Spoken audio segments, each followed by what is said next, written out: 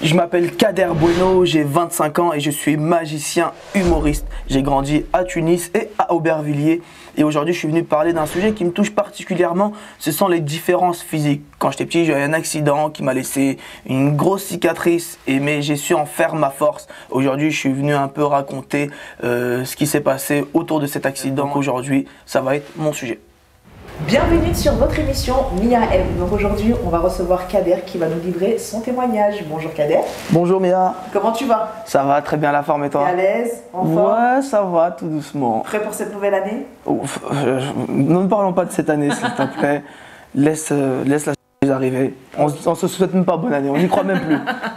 Alors Kader, moi je voudrais que tu te présentes à mon public, que tu nous dises qui tu es, d'où tu viens. Alors, je m'appelle Kader Bueno, j'ai 25 ans, je suis magicien humoriste. Ouais. J'ai grandi à Tunis pendant mon enfance, enfin une petite partie. Après, j'ai grandi à Aubervilliers. Et puis voilà quoi, un peu. Bah, c'est déjà pas mal. Ouais.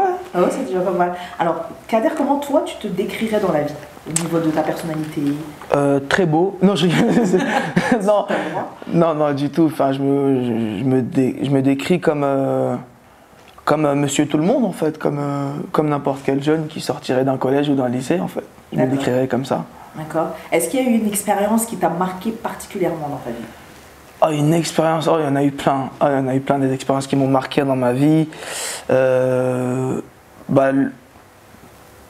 je suis en train de remonter dans des souvenirs, je suis en train de télécharger les informations dans ma tête. C'est en train d'arriver, il y en a eu plein là. On attend, on a le temps. C'est pas grave. Non, en fait, quand j'étais petit, j'ai eu un accident. Un accident qui m'a beaucoup marqué, c'était une brûlure. C'était une brûlure au niveau du crâne. Je me suis brûlé le cuir chevelu, j'avais à peine 2 ans. Ah oui. J'étais encore tout bébé.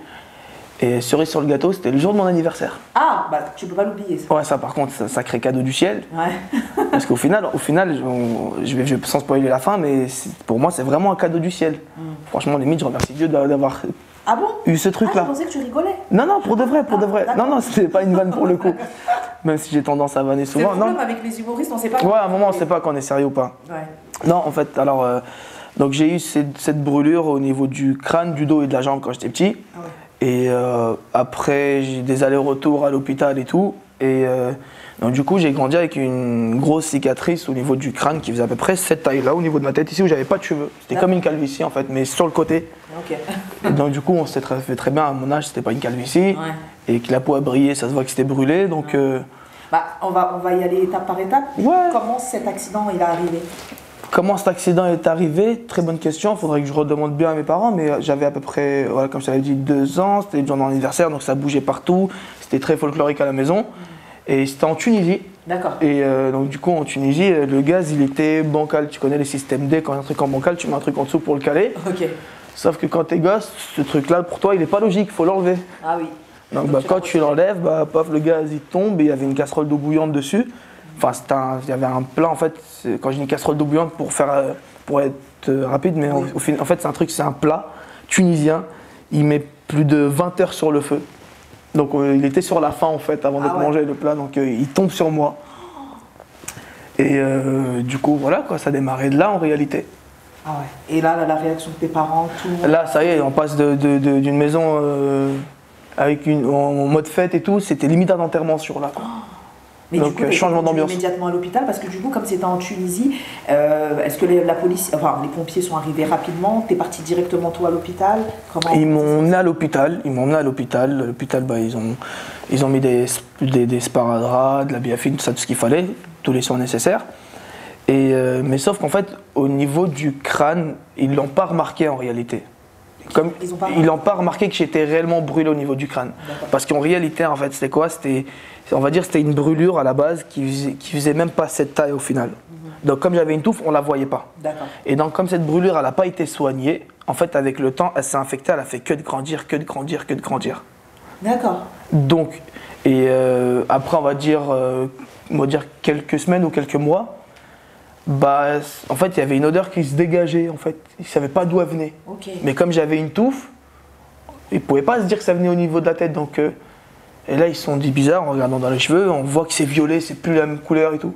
Mais c'est un peu une erreur médicale, parce qu'en tant que médecin, ils auraient dû quand même se rendre compte. Ouais, mais t'es en Tunisie, t'es en je sais plus quelle année, même le médecin, tu vas même pas le retrouver, je crois. Ouais, je vois. Donc après, voilà, l'erreur est humaine. Et donc du coup, en fait, mon grand-père, il a dit, écoutez, il faut l'emmener à la plage, l'eau salée, ça va désinfecter. Remède de grand-mère. De grand-père pour le coup. De grand-père, sous les conseils de ma grand-mère. Donc il m'emmène à la plage. Et là, en fait, c'est que il y a une vague en réalité qui me tape, qui me pousse. Et là, en fait, il y a une grande partie de ma tête qui s'arrache. Alors attends, qui flotte sur l'eau. On fait une pause. C'est-à-dire que le jour de ton anniversaire, brûlure. Tu t'es. Autant il y a une brûlure. Ouais. D'accord. À cause de la marmite qui était en train de finir de cuire. C'est ça. Ok. On t'amène à l'hôpital. On ne constate pas qu'au final il y a une plaie au niveau de ton crâne qui va s'empirer au fur et à mesure. C'est ça. Ton grand-père, comme solution, il décide qu'on te trempe dans de l'eau salée, donc l'eau de mer. C'est ça. Et quand tu vas pour aller dans la mer, tu es emporté par une vague qui me met un coup.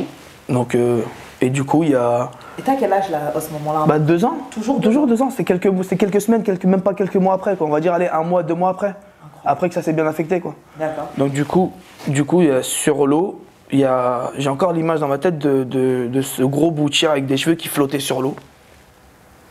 Et du coup, mon crâne était ouvert, quoi. Waouh. À l'endroit où il y avait la brûlure de base? Bah, la brûlure, elle était petite, ça s'est infecté tout ça. Et quand la vague m'a poussé, bah, elle a arraché tout ça. Waouh. Donc le truc, il flottait sur l'eau et c'était... Et là, carrément, dernièrement, j'ai un cousin à moi du bled, il m'avait envoyé un message sur Instagram. Il m'a dit, hey, tu te rappelles à l'époque avec notre grand-père, père son âme, tu te rappelles vraiment de cette image-là, du truc qui flotte? Parce que lui, il s'en rappelle clairement, mon cousin, il était là. Et il est plus grand que moi, donc son souvenir, il est plus frais. Ah, ça a dû le marquer, effectivement. Ça a dû le marquer, et ça l'a marqué de fou, il m'en a parlé dernièrement. Mais ça veut dire qu'à ce moment-là, j'ai eu des frissons carrément. Il y avait qui avec toi? Il y avait donc ton cousin? Il y avait mon cousin. Ton grand-père? Il y avait mon grand-père, il y avait mon père, ma mère. Mais à ce moment-là, qu'est-ce qui se passe? Tout le monde est paniqué. Il te ramène encore à l'hôpital, du coup? Il me ramène à l'hôpital et là, le médecin, il dit, bah écoutez, vous avez bien fait de l'emmener à la plage au final, en fait. Ah parce bon? qu'il fallait l'enlever, ce truc-là. Donc en fait, c'est l'eau de mer. Alors, c'est l'eau de mer qui a enlevé. Non, bah non, parce que. C'est la vague, en fait, c'est la force de la vague qui a arraché le. Mais c'était une bonne chose que ça soit arraché? Bah ouais, parce qu'au final, c'était une infection, en fait. Mais du coup, ça veut dire qu'on a dû te recoudre des cheveux? Est-ce que Non, en fait, après, ils ont laissé comme ça avec des pansements, des sparadraps et du cicatrisant. En fait, du coup, ça a cicatrisé. Donc, du coup, à ce niveau-là, c'était comme un genou, en fait. C'était comme ça. Ok, d'accord. Et après, en fait, j'ai grandi avec ça. J'ai grandi avec cette brûlure qui était sur la tête. Elle a cicatrisé, donc elle faisait plus mal. Okay. Et c'est là où les problèmes, on va dire, avec les différences physiques ont commencé. C'est ce que j'allais dire, parce qu'au niveau de l'école, donc tu as vécu une partie de ta vie en Tunisie, ton enfance. Après, tu es venu en France? En Tunisie, franchement, ça allait? Ça allait, ça va. Tu sais, là-bas, tu as des sacrés spécimens aussi comme moi, donc ça va. Ils sont pas très sur le jugement Ils physique. sont pas du tout sur le jugement physique en Tunisie. Et encore, c'était un village en réalité, donc c'était, on va dire, vous connaissez un peu. C'était pas la génération Instagram, fallait être beau. D'accord. Donc ouais. ça va. D'accord. Et du coup, quand tu es venu ici en France, tu as été scolarisé en France, c'est là que ça a commencé. Donc quand on est venu en France, en réalité, on cherchait une solution à ça, on faisait des allers-retours. On faisait des allers-retours et tout. Et après, je suis revenu en France, j'étais en CM1, CM2 à peu près. Ouais. Donc pour le coup, je parlais pas encore un mot français. Ouais. Donc on me disait bonjour, je disais Aïd Mabrouk. Donc là, du coup, c'est là où à l'école, j'ai commencé à voir que les enfants étaient différents. Et après, voilà, on commençait à grandir, donc on commençait à comprendre. Mais tes parents, ils ne te l'avaient pas déjà expliqué, la différence avec les autres? Est-ce qu'ils avaient pris le temps de te l'expliquer en te disant, bah voilà? Bah ils savent pas eux-mêmes, c'est la première fois qu'ils découvrent ce truc-là. Mes parents, ils ont jamais jugé quelqu'un devant moi en me disant, ah regarde, il lui manque une jambe ou truc, non. Donc pour eux, t'étais juste un enfant donc normal. Pour eux, j'étais normal. Ils en parlaient pas réellement pour pas me rappeler tout ça, mais j'étais quand même le petit chouchou. On pouvait rien me refuser. Ouais. Parce que j'étais le petit malade. Et donc du coup, à l'école, quand tu dis que ça a commencé le harcèlement, c'est quoi? C'était des moqueries, des critiques? Est-ce que c'était derrière toi ou frontalement? Non, c'était souvent frontalement. Après, derrière moi, j'imagine pas, parce que j'étais pas là, mais c'était plus frontalement. Genre, comme je l'ai expliqué dans une autre interview, il y avait des petits à l'école avec qui je voulais jouer au foot. Ils me disaient non, tu joues pas au foot, si tu mets la tête, tu risques d'infecter le ballon. Tu vois, c'était dur. Ah, c'était dur, tu vois, alors qu'en réalité. Aussi jeune, en CM2 aussi jeune, c'est c'était dur. Et je le dis dans mon spectacle, je le dis clairement qu'un enfant, en fait, c'est bête et méchant. Un enfant n'a pas de filtre. Il va te dire tout ce qui lui passe par la tête. Et tu leur en veux à ces personnes ou ça t'a forgé aujourd'hui? Et c'est ce qui fait la franchement, ces personnes-là, je leur en veux pas du tout. Parce que voilà, c'est des enfants au final, et aujourd'hui, je vois encore d'autres enfants qui sont méchants avec d'autres enfants. J'essaye de véhiculer le message en leur disant d'être gentil, mais au final, ils finissent par grandir et comprendre leur erreur. Parce que ces gens-là à qui j'étais à l'école, je les vois encore, je les croise encore. Et aujourd'hui, ils me demandent un tour de magie. Ah, c'est beau. Tu vois ce que je veux dire? C'est beau, c'est vrai. Mais du coup, ça a eu quel impact sur ta vie d'adolescent, ces critiques-là? Bah, en fait, c'est... Au début, je me disais, bon, c'est rien, je me foutais, ils sont bêtes et méchants, c'est pas grave. Sauf qu'au final, j'ai fini par m'isoler sur moi-même. J'avais pas d'amis en réalité. Enfin, il y avait 2-3 têtes en réalité qui étaient, on va dire, ils étaient plus éveillés que les autres. Donc, quand ils jouaient avec moi, c'était limite le rôle de... Ils faisaient l'assistante sociale, tu vois, je veux dire. Donc, ils comprenaient, et c'était généralement les plus intelligents de la classe. Ouais. Et après, en fait, je me suis isolé. J'avais pas réellement d'amis, donc c'était école, maison, famille. J'avais pas réellement d'amis, j'en parlais pas à la maison. Mais cette période, elle a continué jusqu'à... Parce que là, on parle du CM1, CM2, donc on a quoi? On a 9 ans, 10 ans. Est-ce qu'au collège, parce que le collège... Oui, ça continue. Non, oui, ça a continué. Et en fait, c'est là où je veux en venir, c'est que j'étais passionné de magie. J'étais passionné... Enfin, j'étais pas réellement passionné. J'avais un magicien à l'école en Tunisie. Et je me suis dit, je veux faire ça. J'aimerais trop faire ça. Donc, c'est resté dans un coin de ma tête. Je ne l'ai pas fait en réalité. Et comme on faisait des allers-retours à l'hôpital pour voir en réalité ce qui était possible de faire, c'est après ma primaire, on a décidé de subir une opération pour réparer cette cicatrice. Parce que ça y est, pour moi, c'était invivable, j'étais tout le temps sur le côté et tout. Donc moi, je pensais qu'en réalité, c'était une petite opération comme ce qu'on pouvait voir aujourd'hui en Turquie, on greffe juste des petits cheveux et puis ça y est. En fait, non, on ne peut pas greffer sur une peau brûlée. Okay. Parce que c'est pas un endroit où les cheveux vont tenir. Tu peux mettre, mais ça va tomber au bout de 3 jours, quoi. Ouais. Donc en fait, en réalité, l'opération, c'est quoi? C'est qu'on va prendre comme des prothèses mammaires, ce qu'on appelle des expandeurs. D'accord. Mais il y a un tube qui sort avec un espèce de cercle dans lequel on peut injecter du liquide. Okay. Donc quand le liquide y rentre, il ne ressort plus. Okay. Donc en fait, c'est quoi? C'est l'endroit qui n'est pas brûlé, on l'ouvre, on met un ballon.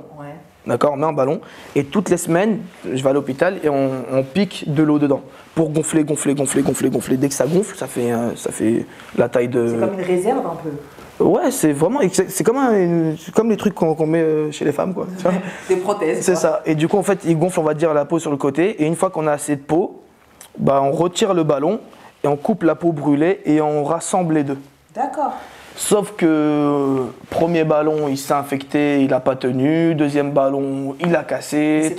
Il faut un suivi derrière? Ouais, il y a un suivi en fait. C'est que tu es à l'hôpital limite 3 fois par semaine. D'accord.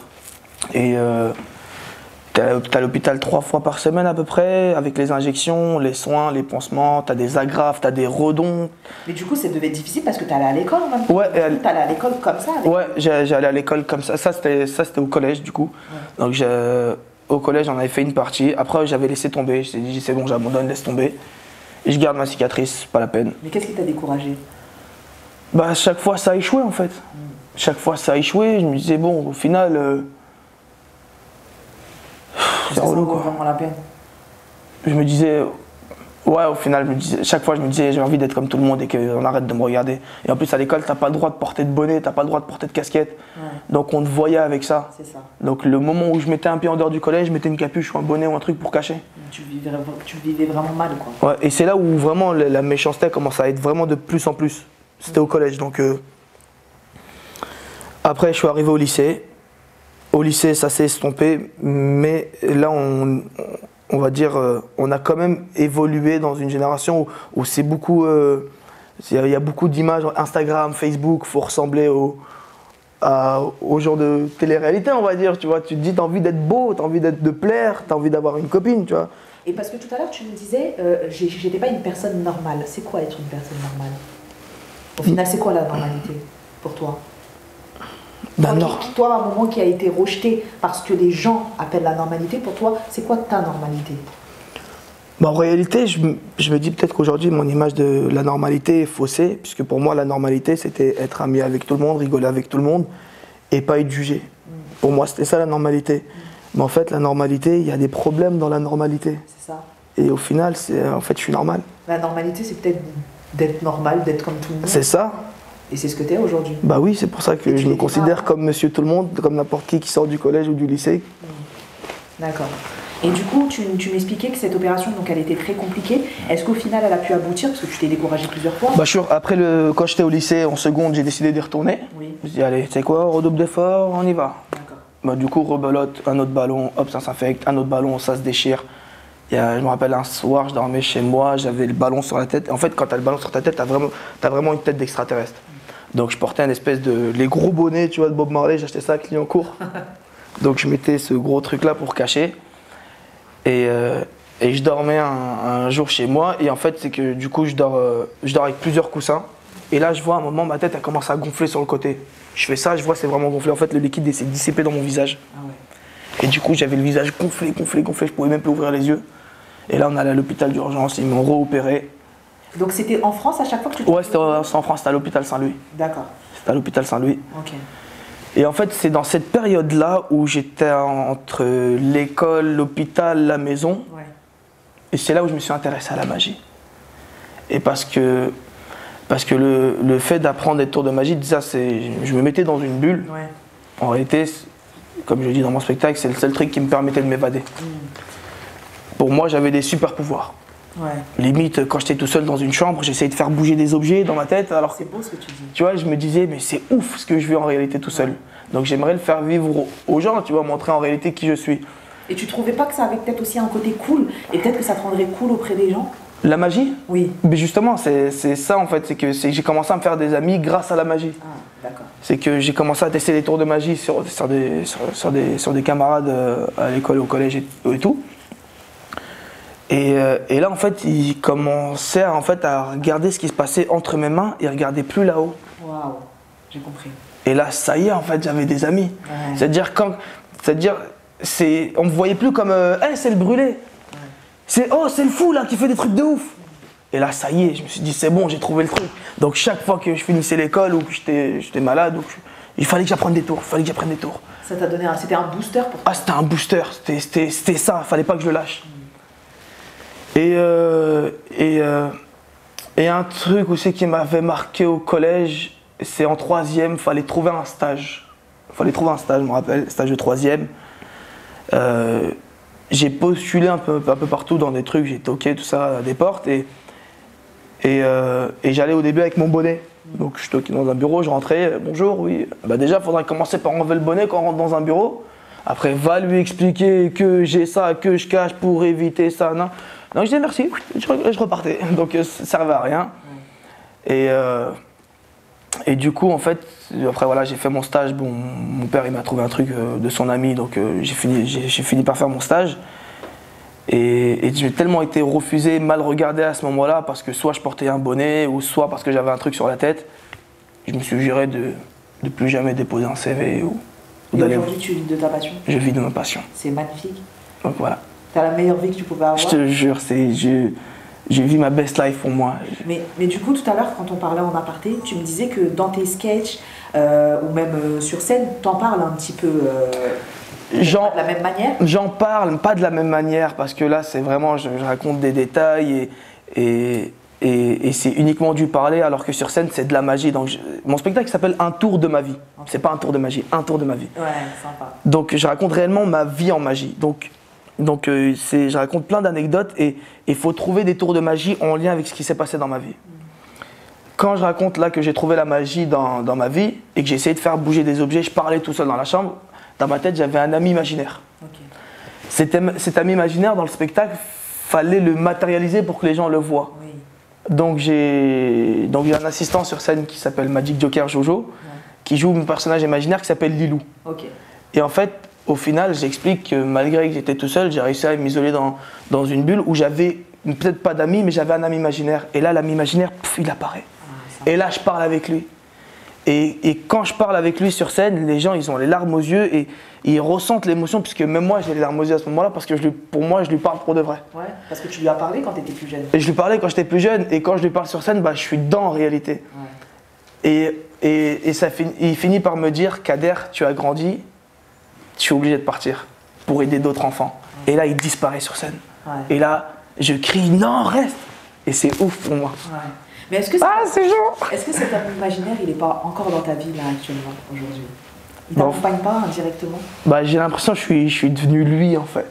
Tu es devenu cette personne? Ouais, je suis devenu cette personne, donc ça va. Ça veut dire que cet ami imaginaire, est-ce que c'était quand tu étais plus jeune? Mais tu sais que je disais à mes parents, j'avais un ami imaginaire, ils pensaient que j'étais possédé, ils voulaient m'emmener voir un imam et tout, tu vois. C'est pas culturel. Ouais, c'est pas culturel. Chez nous, t'as un ami imaginaire, il dit ok, l'imam il arrive demain. Mais alors qu'en fait, au final, cet ami imaginaire, c'était toi, sauf que toi, comme tu voudrais que les gens te voient. C'est ça, c'est exactement ça. Et aujourd'hui, tu es devenu cette personne. C'est ça. Mais donc tu as plus besoin de lui? Non, plus besoin. Tu l'as laissé partir ou il est encore là? Oui, non, il est parti, ça y est, il doit être avec d'autres enfants à cette heure-ci. C'est beau ce que tu dis. Et moi, ce que j'aimerais savoir aussi, c'est que du coup, la magie aujourd'hui pour toi, c'est une thérapie ou c'est juste un plaisir que tu veux partager avec les autres? Pour moi, c'est vraiment une thérapie. C'est un métier, c'est une passion, c'est un mode de vie. C'est tout pour moi en fait, la magie. Tu ne peux pas vivre sans? Non, je ne peux pas vivre sans, vraiment. Même là, par exemple, c'est une période de Covid, il n'y a pas de spectacle. Comment tu fais? Bah, au fond de moi, je suis un peu frustré de ne pas exprimer mon art sur scène devant un public. Mais Dieu merci, il y a la magie d'Internet, on peut quand même partager des vidéos. Et voilà, tu as quand même des retours des gens. Donc, ça permet de garder ce truc en moi, cette petite flamme encore allumée. Ouais.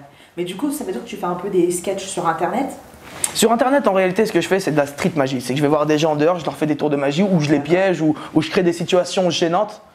Comme une dernière vidéo que j'ai pu faire, c'est une dame dans un garage auto, je lui dis madame je vous fais un tour, jetez le jeu de cartes contre la vitre de la voiture et la carte va apparaître de l'autre côté. Elle jette le jeu de cartes parce que la fenêtre de la voiture elle casse. Et moi c'était fait exprès, j'avais placé une fausse vitre et tout, j'avais fait tout un délire. Et j'avais placé une caméra cachée et la personne a été gênée. Et du coup tu as la propriétaire de la voiture qui est la fausse propriétaire qui était une complice qui vient l'embrouiller et toutes les deux s'embrouillent. Ah mais c'est toute une production. Après c'est moi qui gère ça tout seul en réalité pour l'instant, tu vois, ce qui est partie vidéo. Et j'aime trop créer des situations gênantes et après voilà, je dis que c'est un prank, c'est de la magie. D'accord. Mais on sait que sur Internet, les gens, on dit souvent qu'ils sont très virulents et qu'ils n'ont pas de pitié parfois. C'est ça. Est-ce que par rapport à ta maladie, tu as reçu des mauvais commentaires, des critiques? Bah justement, ce que j'ai vécu dans ma vie, je le raconte uniquement, on va dire en vrai, devant un public ou par exemple en interview. D'accord. Et là, le public est ciblé, on va dire à ce moment-là. C'est un public attentionné, c'est pas quelqu'un qui tombe dessus par hasard. Oui. Là, par exemple, pour regarder une vidéo, ça dure combien de temps après la vidéo? Là, normalement 20 minutes. Bah, pour regarder une vidéo de 20 minutes, faut vraiment, on va dire, avoir l'envie. Et ces personnes-là qui ont envie de regarder une vidéo de 20 minutes, ils comprennent. C'est pas des gens qui sont là à défiler Instagram à se dire ok, j'aime pas. Je vois ce que tu comprends? Ouais. Donc ces gens-là, ça va. Cette partie, elle est faite pour eux. Mais les gens qui défilent leur téléphone, j'ai des vidéos pour eux. Ouais. J'ai des vidéos de 30 secondes, c'est marrant, t'allumes du feu sur ta main et ça y est, c'est fini. En fait, tu donnes du contenu par rapport aux personnes. Par rapport aux personnes, c'est ça. D'accord. Mais du coup, tu me disais que quand tu étais plus jeune, tu t'es renfermé sur toi. Là, je te trouve très extraverti, très à l'aise. Donc, comment tu fais? Parce que là, par exemple, tu n'es pas sur scène. Là, tu es en interview, mais même tout à l'heure, quand on parlait. Parce que pour moi, tout ça, c'est fini. Et il me reste des cicatrices, d'accord, sur la tête. Les cicatrices, ok, ça fait ça,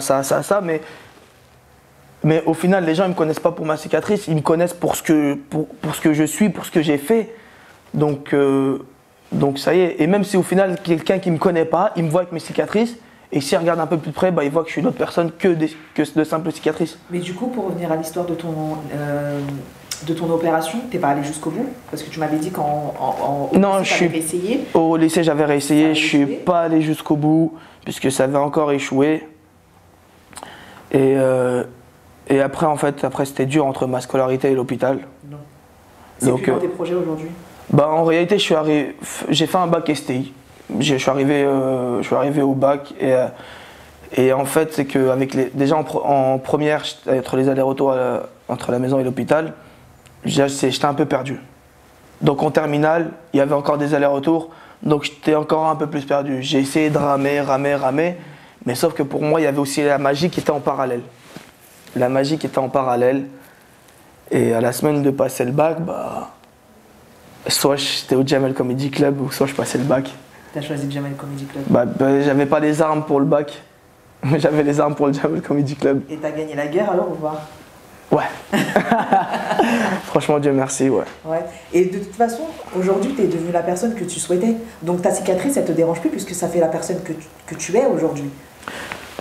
Elle me dérange pas dans la vie de tous les jours, c'est-à-dire que quand je suis avec des amis ou quand je suis avec des gens comme ça dans une salle, je peux enlever mon bonnet, ma casquette. La cicatrice, ça me dérange pas, ils peuvent me poser des questions, je vais répondre naturellement, il n'y a pas de souci. Mais je préfère éviter de marcher avec dans la rue comme ça parce qu'il y a des gens, là, ils peuvent me reconnaître et ils se disent « Oh là, mais il a quoi lui ?»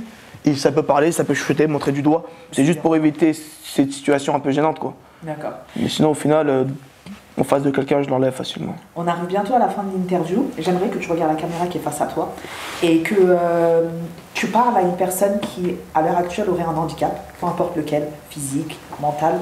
Qu'est-ce que tu pourrais lui donner comme conseil? Qu'est-ce que le Kader que tu étais pourrait lui donner comme conseil pour surmonter son handicap? Franchement, si toi tu me regardes et qu'aujourd'hui tu as une différence physique ou tu as quelque chose qui t'handicape dans la vie et que les gens le regardent avec un œil, on va dire, mal intentionné, ne calcule pas. Regarde droit devant, avance dans tes projets, cherche quelque chose qui te passionne et entoure-toi que des gens que tu aimes en réalité. Et comme on dit, il y a toujours un mal pour un bien, ça c'est ma phrase, c'est la phrase que je kiffe et au final la roue finira par tourner. Bravo. J'ai aussi un autre message à faire passer qui est important, c'est que c'est les gens qui sont autour d'une personne qui est en difficulté.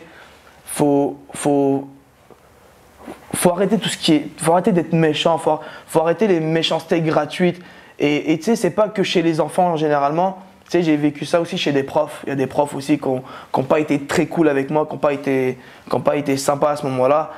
Et même quand je portais par exemple, à la période des opérations, les cicatrices étaient fraîches, donc il fallait que je porte un bonnet Jaza, un certificat médical. Et les profs, ils ont tendance à avoir un comportement de cow-boy. Ils viennent, ils t'enlèvent le chapeau. Et une fois, il m'a enlevé le chapeau en arrachant une agrafe de ma tête. Et là, ça y est, c'était la goutte d'eau. C'est là où je voulais arrêter vraiment les opérations. Donc, même les profs arrêtaient de jouer les cow-boys, parler aux élèves, voyaient un enfant en difficulté, parler de lui et essayer de trouver des terrains d'entente. Et puis voilà, que la paix soit sur vous. Merci à toi Kader d'être venu et d'avoir témoigné avec autant de bienveillance et avec aussi beaucoup d'humour. Alors par contre, pour finir, je suis obligée de te demander de me faire un tour de magie. Un tour de magie? C'est obligatoire. Allez. Je sais que tu es venu déjà équipé. Équipé, j'ai un jeu de cartes dans ma poche, hein, ça va. Équipé. C'est un magicien, un jeu de cartes, c'est comme une arme de guerre, hein, normalement. On va essayer, on va essayer. Alors, qu'est-ce que tu vas faire? Tu ne veux pas disparaître? Non, t'inquiète. encore besoin de moi. On va essayer un truc, d'accord? J'ai un jeu de cartes, ok? Toutes les cartes sont différentes, on est d'accord? Il faut montrer à la caméra? Je montre à la caméra, d'accord? Tu focus à la caméra, on est d'accord? Les cartes sont différentes? Parfait? Nickel. Tu vas choisir une carte au hasard, d'accord? Tu la regardes, ne me la montres pas, d'accord? Avec n'importe quelle main? Main droite, main gauche. Attends, je regarde. Ah, genre tu me regardes. Je t'en prie. Je te la montre pas? Ne me la montre pas, ok? Je la montre à la caméra? Tu la montres à la caméra. Est-ce que la caméra voit bien? C'est bon? Parfait. Je vais demander de me dire stop quand tu veux. Tu me dis stop? Stop. Replace la carte dans le jeu. Attends. C'est bon, je te la montre une dernière fois, on sait jamais, d'accord? Je la perds comme ça dans le jeu, d'accord? Tu te rappelles de la carte. La carte, elle est perdue dans le jeu, ok? Moi, est-ce qu'il y a besoin de mélanger ou pas? Comme tu veux. C'est comme tu veux. Non. Pas besoin, ok. Moi, je pense que le rouge, je suis pas sûr. Non, ne me dis pas, ne me réponds pas. Okay. Je vais deviner.